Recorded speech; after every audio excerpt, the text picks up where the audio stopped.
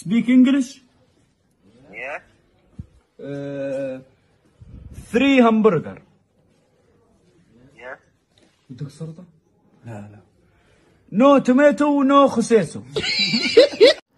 طبعا زي ما احنا عارفين ان الفيديو ده للهزار مش اكتر، عشان نتعلم منه بعض الكلمات الجديدة في اللغة الانجليزية.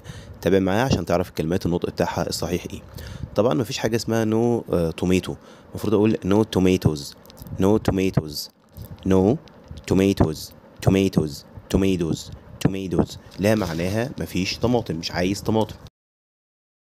وطبعا نبات الخس مش اسمه خصيصه ولا حاجة، لا هو اسمه ليتس، ليتس، ليتس، ليتس، ليتس، اللي هو نبات الخس.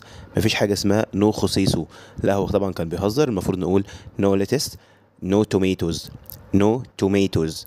اوكي، لو استفدت من الفيديو ما تبخلش علينا بلايك، وحاول تعمل شير عشان الكل يستفيد، وما تنساش تكتب في التعليقات بتتابعني من انهي بلد، واشوفكم فيديو جديد، ويا رب اكون فدتكم بحاجة. مع السلامة.